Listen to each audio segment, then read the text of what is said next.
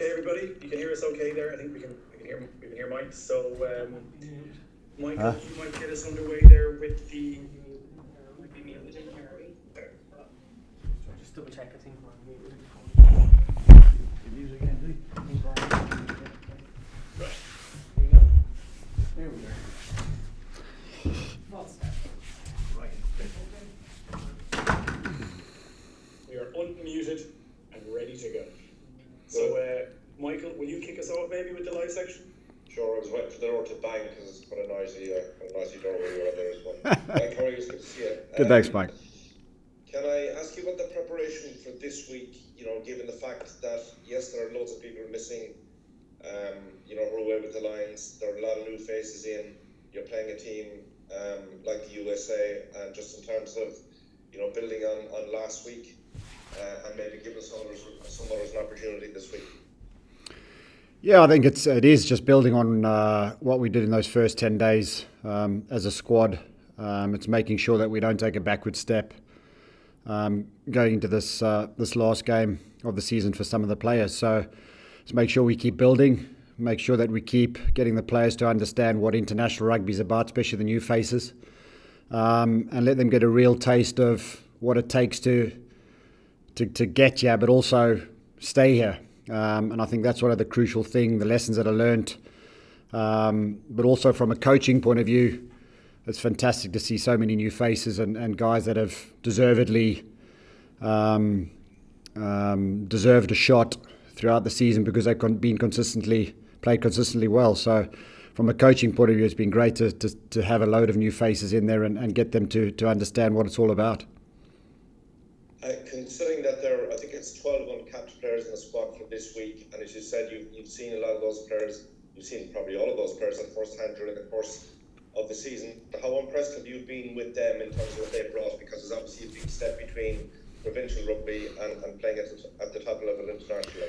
Yeah, it's not just the step between provincial and international. It's about the way we want to play, or the way we believe that international rugby should be played, and players have had to adapt. So especially the new guys that have come in, the younger ones, new guys, they've had to, seriously think about what they need to do to make sure they maintain the ability to stay in this squad. And I've been very, very impressed with, every single player that's come in has been, very diligent. They've studied really well, but also the connection amongst the players has been brilliant. So many young guys are helping each other.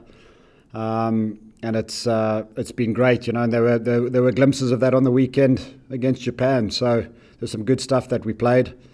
So again, let's not take a backward step. Let's make sure we're moving forward as a squad. And just a final question from me: your impressions of the USA, particularly against England, obviously last weekend, they got put a big score, and will take a lot of heart and confidence from that.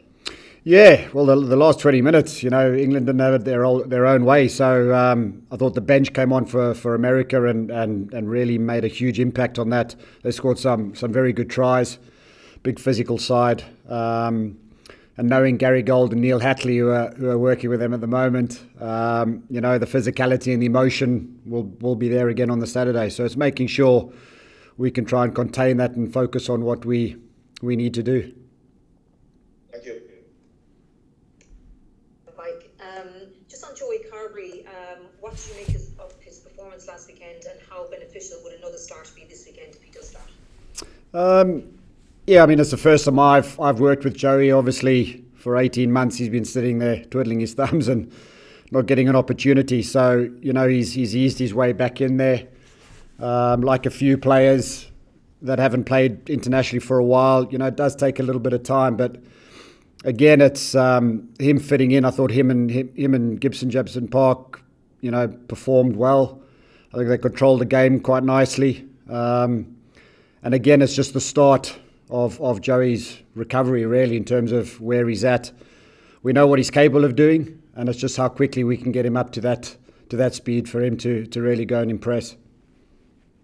And how has Harry Byrne impressed you, and is he ready for maybe game time off the bench this weekend? Yeah, again, him, Billy, and Joey are all pushing each other. Exactly what we want. A little bit of competition in the squad. It's the same with the nines and the centres, of course. So Yeah, Harry's got a fantastic skill set, and you know, he's been able to train with us today, which has made a big difference too. So it's yeah, whoever gets their opportunity on the weekend needs to make sure that they take it with both hands. Just a final one for me. Are you happy with where is the attack and your desire for the way Ireland play? Is that as far along as you hoped it would be at this point in your time as Ireland assistant coach?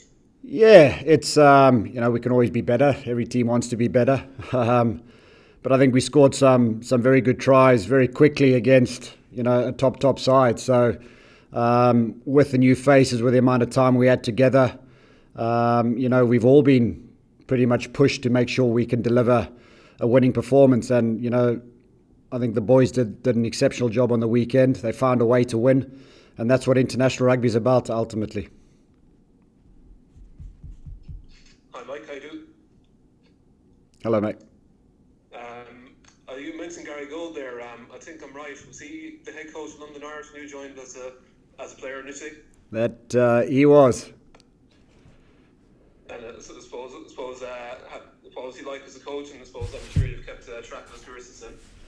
I mean, knowing Gary, where he's come from South Africa and stuff, you know, he's always been very physically driven. He's always had big men at his disposal, and there's no different to some of the Americans too. So they've got some big ball carriers, some good footwork. The guys on the edges are very good with their feet, and he's got a smart 10 in Carty. So there's a few combinations there that when they gel, you know, they're hard to stop. So it's making sure that we sort our defence out and stop it.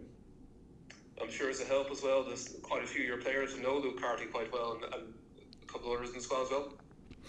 Yeah, I mean, the main thing again for us, because it's been limited time together, it's making sure that we're on point in everything we do. So whether it's defence, attack, whatever, you know, we stick to what we're about. We stick to what we're about as a team, as individuals, control ourselves emotionally, and you know, really focus on what we need to do. That's great, Mike. Thank you.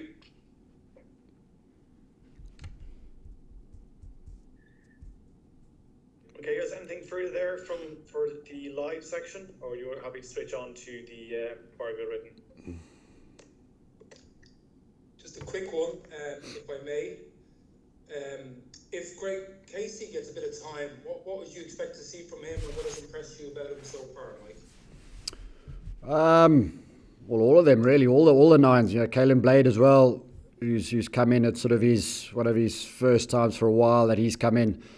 I think with the three nines that we've got is their ability to play quick. They're quick to the ball, and their skill set is exceptional. So their passing, their distribution, and their understanding of the game has been very, very impressive. And again, you know, all three of them are pushing each other.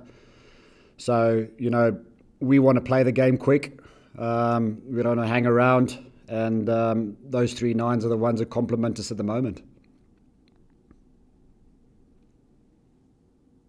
Okay, folks, we might switch on to the Bargo written word section. Okay.